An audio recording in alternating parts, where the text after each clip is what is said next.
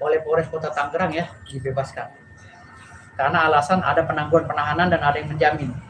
Sehingga istri korban ini tidak terima dan meminta saya untuk mendampingi sebagai kuasa hukum. Karena penganiayaan ini membuat lakinya cacat, ya ini Polres Tangerang ya, Polres Kota Tangerang. Sudah ada 3 orang yang jadi tersangka. Tapi menurut korban yang melakukan pelaku utamanya adalah Habib Bahar bin Smith. Diduga pelaku utamanya adalah Habib Bahar bin Smith sampai mukanya hancur. Nah, makanya hari ini beliau menunjuk saya ya sebagai kuasa hukum. Yang insya Allah besok saya akan pertanyakan ini kepada Kapolres Kota Tangerang ya, kenapa proses ini tidak berjalan dan bahkan pelaku yang sudah jadi tersangka dibebaskan dengan alasan masa penahanan selama 50 hari sudah lewat.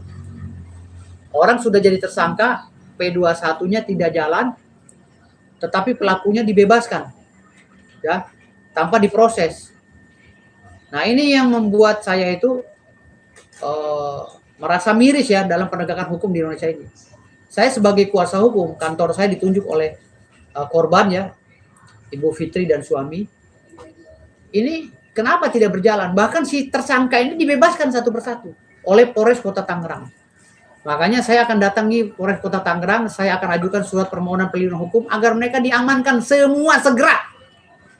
Tanpa terkecuali. Kalau memang ada kaitannya dengan Habib Bahar, tangkap Habib Bahar. Ya. Jangan sampai dibiarkan terus-menerus melakukan kejahatan di Republik Indonesia. Kalau memang Habib Bahar melakukan itu. Jadi saya besok akan surati Kapolres ya untuk segera mengamankan dan segera memproses ini. Jika ini tidak dilaksanakan oleh Kapolres, maka saya akan ajukan pra peradilan sesuai dengan amanah KUHP baru ya dan KUHP baru.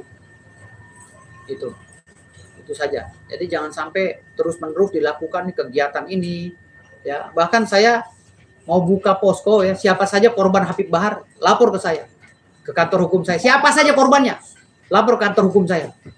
Kami akan bergerak. Ya. Jangan sampai ada orang yang melakukan kejahatan tapi bersimbol agama.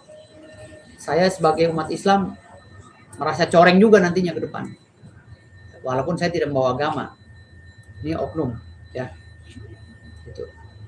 Bang, bisa diceritakan kronologinya seperti apa, Bang? Seperti apa kemudian kok bisa diduga Habib Bahar yang melakukan ini?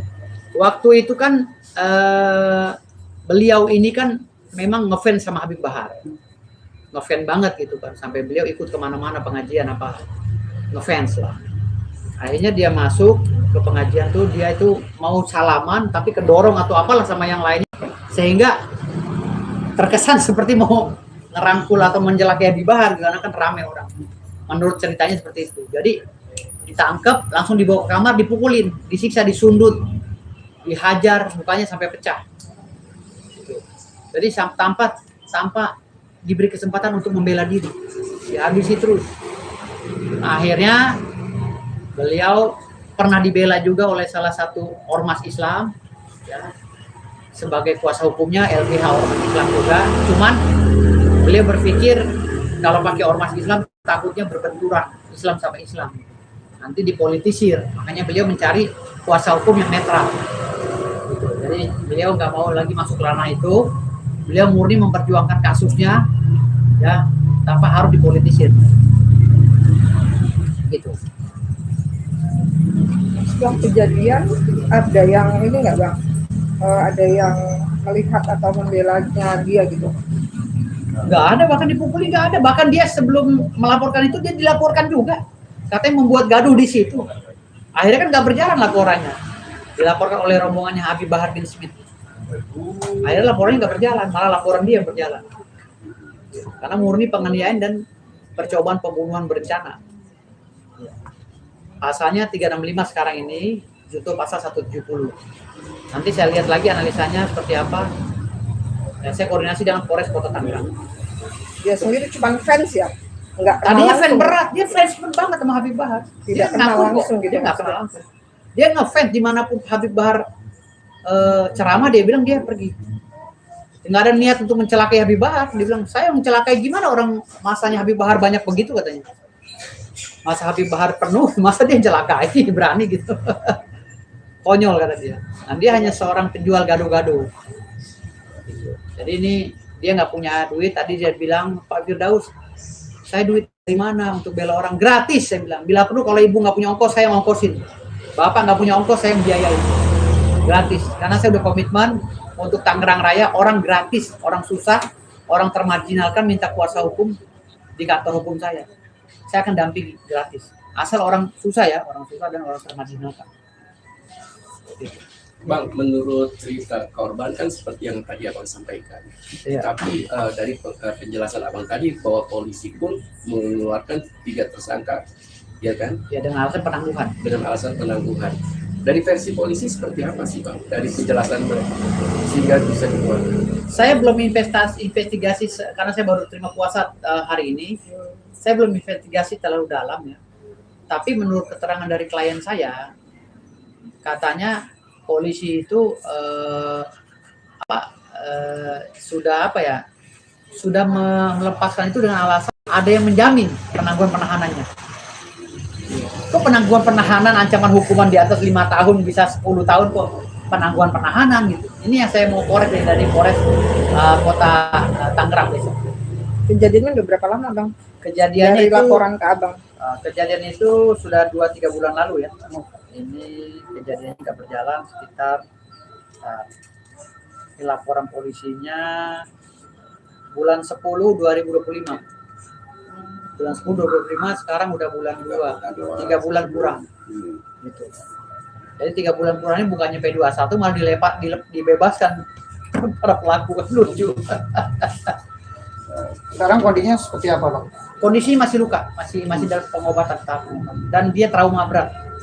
Trauma berat bahkan jahitan apa gimana? Jahitan banyak. Bahkan dia mau menunjuk saya sebagai kuasa hukum aja berkali-kali nanya, "Saya aman nggak, Pak? Saya aman nggak, Pak?"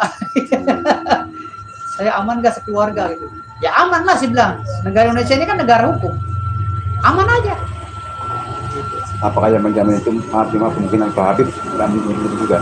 Gimana? Menjamin yang penilaian tersebut. Kita nggak tahu apakah Habib Bahar bin Smith yang menjamin atau siapa, kita nggak tahu. Yang jelas sekarang hukum ditegakkan. Hari ini sudah 3 tersangka. Menurut pengakuan klien saya, Habib Bahar juga ikut menganiaya. Ya. Baru dugaan ya, bukan menganiaya. Tapi nanti kita dalami dengan kuasa hukum saya. Selama 3 bulan ada teror nggak? Ada beberapa teror juga. Ancaman. Ancaman ya. Iya. Seperti apa ancamannya? Belum tahu, saya belum dalami. Nanti saya dalami dulu dari klien saya. Oke. Langkah selanjutnya seperti apa, Bang, nanti buat Yang pertama, besok saya akan mengajukan surat permohonan perlindungan hukum agar para tersangka ditangkap. Agar para tersangka ditangkap. Jadi saya mengajukan permohonan perlindungan hukum. Yang kedua, saya akan investigasi ke Kapolres. Saya mempertanyakan langsung kenapa para tersangka ini dilepaskan. Gitu. Jadi seandainya Habib bawa lawyer juga bagaimana nantinya? Ya nggak ada masalah. Bagus, kan hak negara Indonesia, hak warga negara Indonesia. Silakan aja bawa lawyer. Bang Firdaus, bahwa seorang Habib Bahar Smith katanya tidak pernah tersentuh oleh hukum.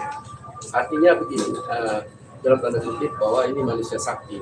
Banyak kejadian sebelumnya pun sama. Beliau pernah dipenjara Betul. atas kasus penganiayaan juga. Betul. Ya, jadi arogansi beliau kan udah tercatat di media sosial. Iya. Ya, kalau itu saya tidak masuk ranah itu, saya tetap fokus kepada perkara yang saya tangani saja. Kalau masalah-masalah lainnya, katanya Habib Bahar pernah menganiaya wanita dan lain-lain itu saya nggak ikut campur lah, beda ruangnya. Tapi kalau ada korban Habib Bahar, ya, yang ada di wilayah Tangerang Raya, ngadu ke saya nggak apa-apa. Kita jalani, kita dampingi, nggak usah takut. Oke, Bang.